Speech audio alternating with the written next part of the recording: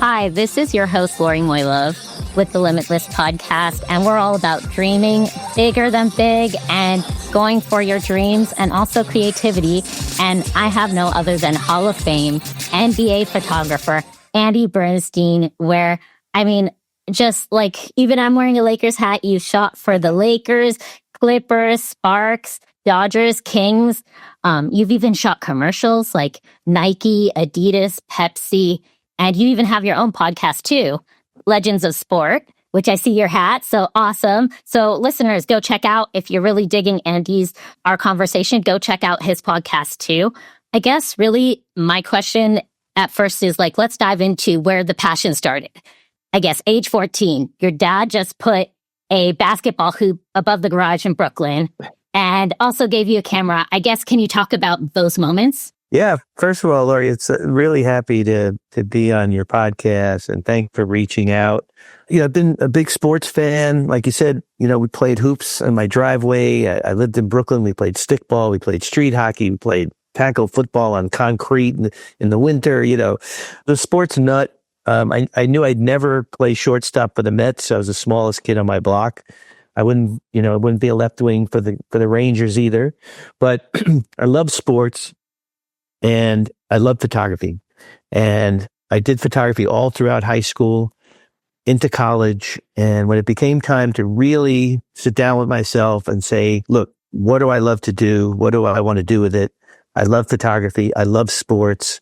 Why not marry the two together? And it's been a great marriage for, 50 plus years. Yeah. And we're talking about like that marriage. And I really consider like your book, Mamba Mentality, How I Play, kind of the ethos of even yourself in photography.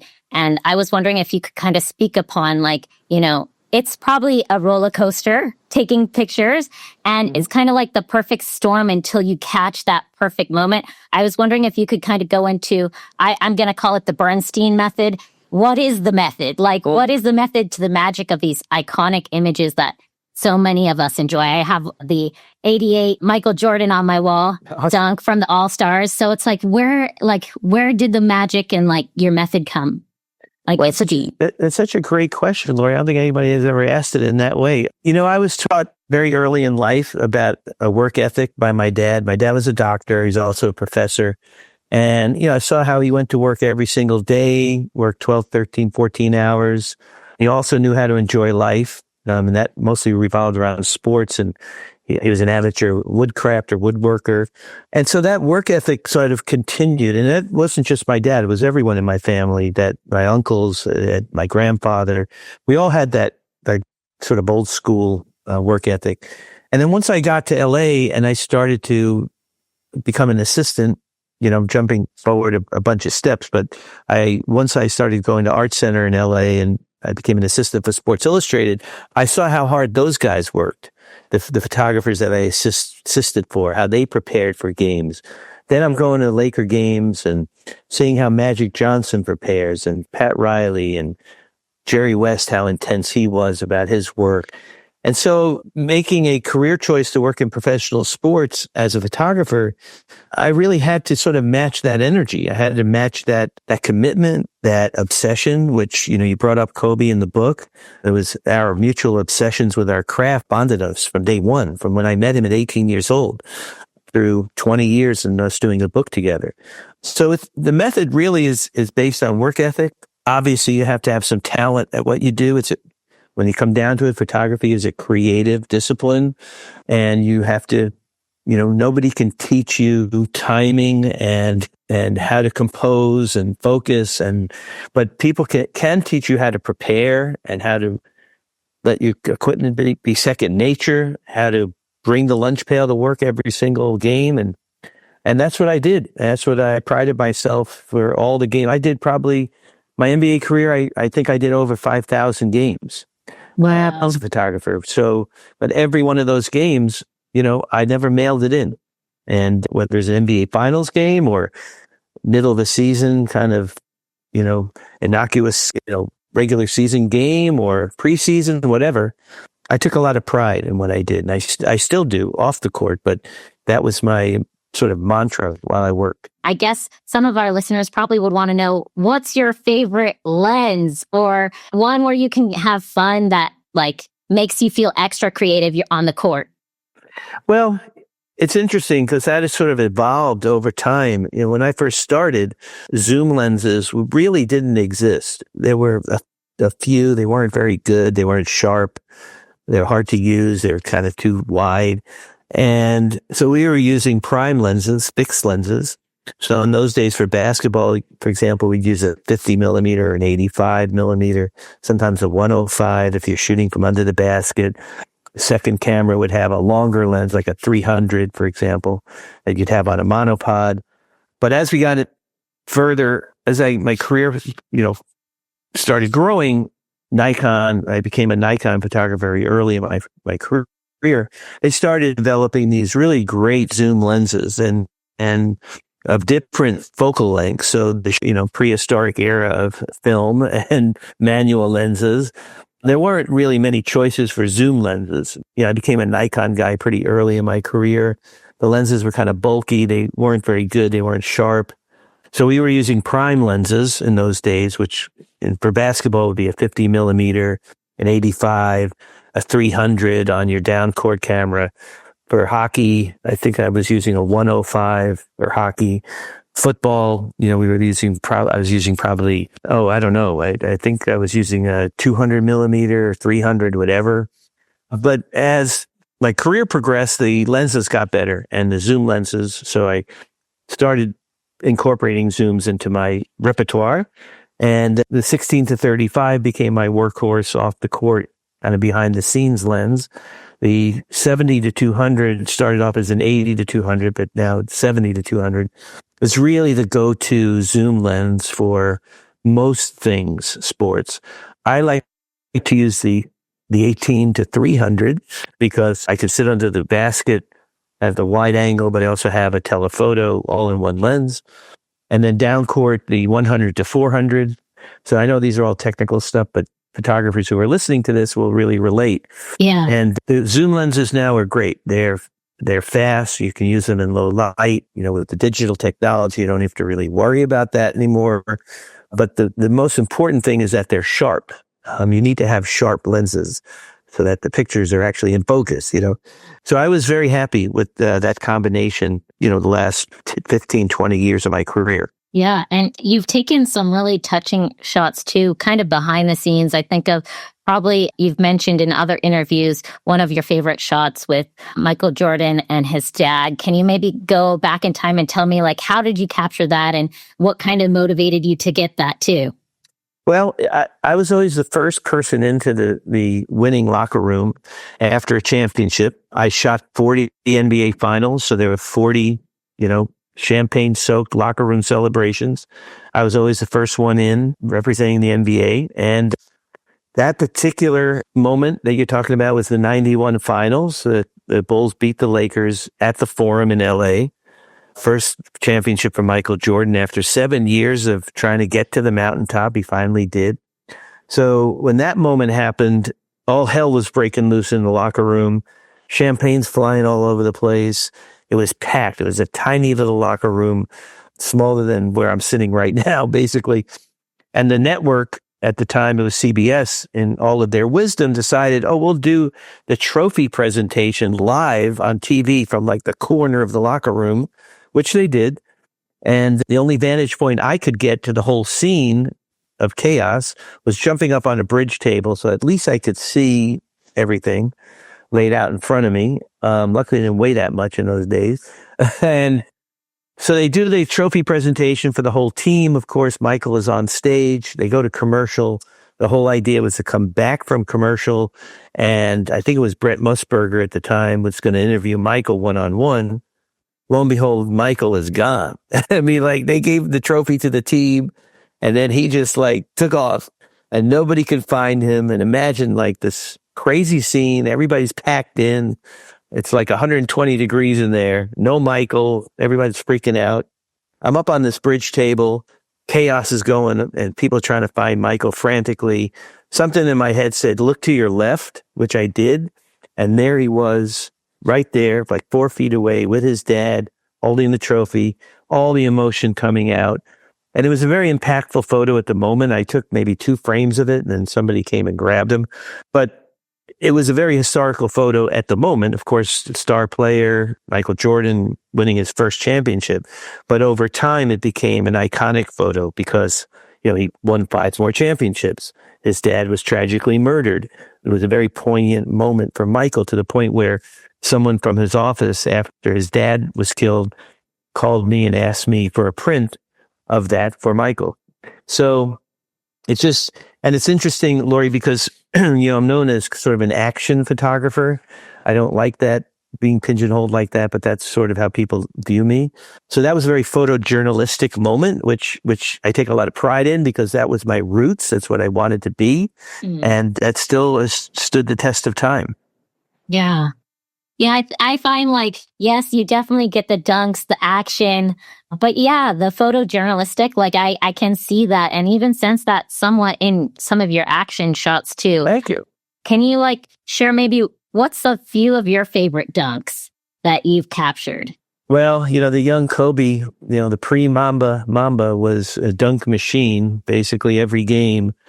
If I didn't come home with 3, 4, 5 ridiculous dunks from this guy, it was a disappointing night. And, you have to keep in mind the way I used to shoot basketball games was I get one shot. It's not a motor drive where you do 10 frames a second and you pick the 3rd frame or the 7th frame out. I get one shot because of this big intricate set of strobes that I use, that big flash units that have to recycle their energy back up. And you can't shoot between 1 and 4 seconds because you won't get anything. It'll be a black frame. So I have to think and anticipate, and from experience, and I have to hope that I click at the right moment. Sometimes you miss it. Sometimes the guy's arms in his face, or the referee gets in the way, or opposing player, or he's just not facing the right direction. Or you're out of focus. That happened too back in the day. So, I hope that I batted, more than 500 most of the time, and I got most of the shots that I was there to get. But, you can't make something out of nothing. And Michael Jordan famously talks about that he missed 9,000 shots in his career. So, it's inevitable it'll happen. But, some Kobe dunks stand out. Of course, Jordan dunks. This John Morant guy is unbelievable the way he dunks. I was shocked at this young kid, Wembanyama, down in San Antonio. He gave me some good dunks. Of course, Vince Carter, Dominique Wilkins. I mean, we're going back in time. But, every game I'm surprised, because I'm surprised how unbelievably talented these athletes are. And it's my job to document that. Yeah. And speaking of these athletes, I know Kobe, I think, mentioned in an interview that he kind of studied your pictures, and your pictures gave him such precision.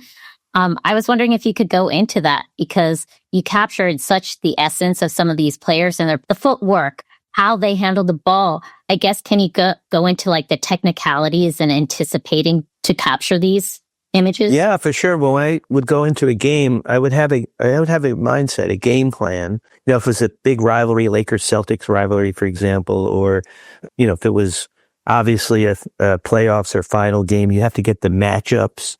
You have to get the physicality of it. Every player has their signature moves, whether it's on offense or defense. But I love the matchups, the rivalries, the offensive nemesises that Kobe had, 5 or 6 guys that would really play him hard. And it was my job to document that. And when we came to do our book together, he wanted to pull from that gigantic library of imagery to really talk about what the Mamba mentality meant to him as a player, but also off the court. And we illustrated a lot of that in the craft part of the book. The book is divided into 2 parts: process, which is all the mental and physical preparation, becoming who he was as a great athlete.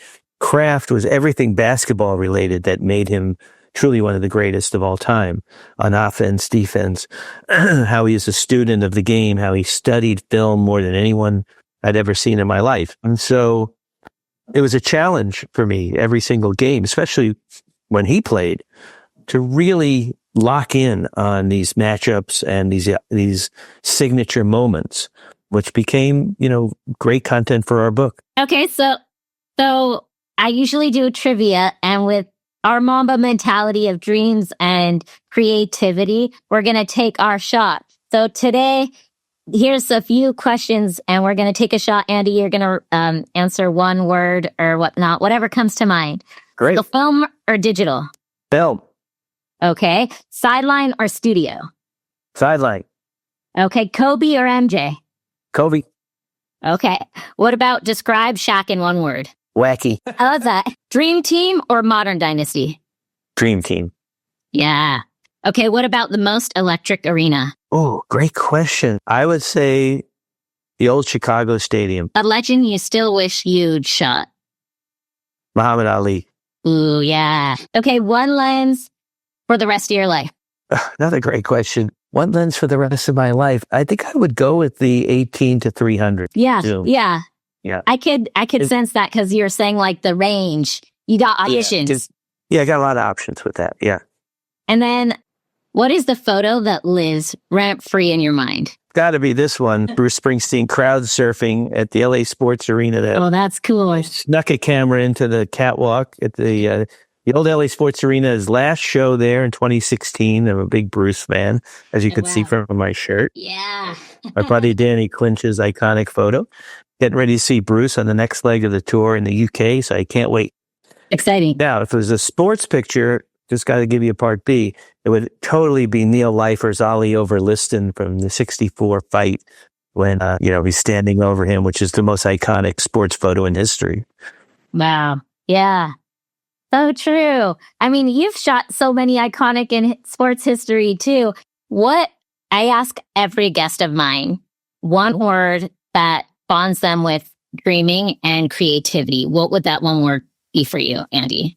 Well, Lori, it's got to be obsession. I mean, as a creative person, you have to be obsessed with what you do. I learned that from Kobe, from day one, working with him.